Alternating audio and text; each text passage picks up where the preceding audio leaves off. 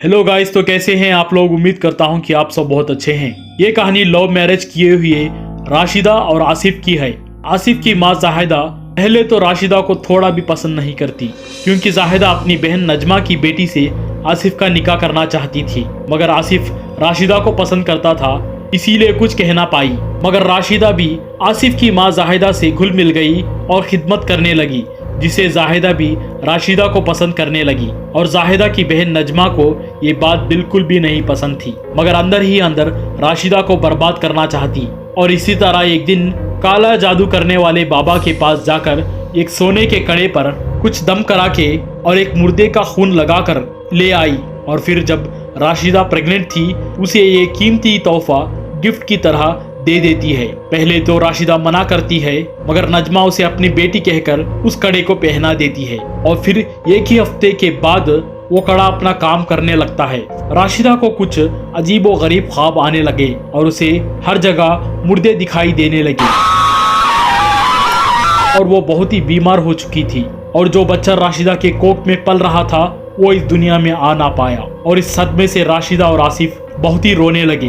और जब वो कार में कहीं से वापस आ रहे थे, दोनों उदास बैठकर घर के लिए आ ही रहे थे कि इतने में ही एक फकीर आकर आसिफ से पैसे मांगने लगता है। आसिफ पैसे देते हुए इस बाबा से कहने लगता है कि बाबा, मुझे और मेरी जिंदगी जो कि राशिदा थी, हम दोनों के हक में दुआ करें। मगर वो बूढ़े बुजुर्ग बाबा अचानक से कहने लगते हैं कि तुम्हारी जिंदगी की जान लेने के लिए तुम्हारे अपने ही पीछे पड़े हुए हैं। और इतना कहकर अपना एड्रेस देते हुए कहते हैं कि अगर जरूरत पड़े तो मेरे घर के और चले आना। और फिर बाबा वहां से चले गए। कार में आसिफ यही सोचते हुए राशिदा को घर ड्रॉप कर देता है और फौरन ही बाबा के घर चले आता है। बाबा एक झोपड़ी पट्टी में बैठकर सूखी रोटी पानी में डुबोकर खा रहे थे और आसिफ को भी खाने के लिए वही दे देते हैं। पहले तो आसिफ मना करता है, मगर बाबा के कहने पर वो रोटी लेकर खाता है तो वो रोटी बहुत ही मजेदार थी, किसी शाही सालन में खाने जैसी लग रही थी। और अचानक से आसिफ के आंखों के सामने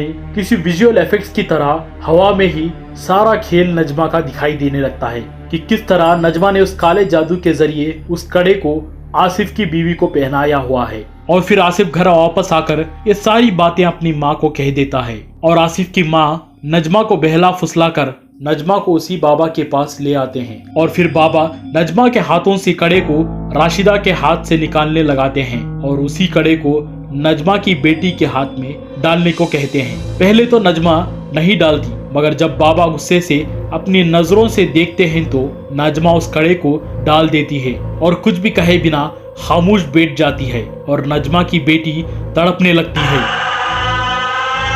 और राशिदा के ऊपर से कई सारा बोझ निकल गया हो ऐसा फील हो रहा था।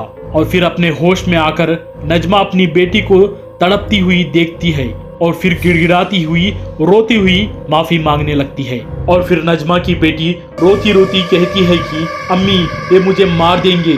नजमा की बेटी को भी सारा सच दिखाई देने लगता है। और फिर बाबा उस कड़े को निकालने के लिए कहते हैं और उसी जगह में उस कड़े को गाड़ देते हैं। और फिर अचानक से नजमा को दौरे आने लगते हैं, जिससे उसका एक हाथ, एक पैर और मुंह गिर जाता है और वो बात भी नहीं कर पाती।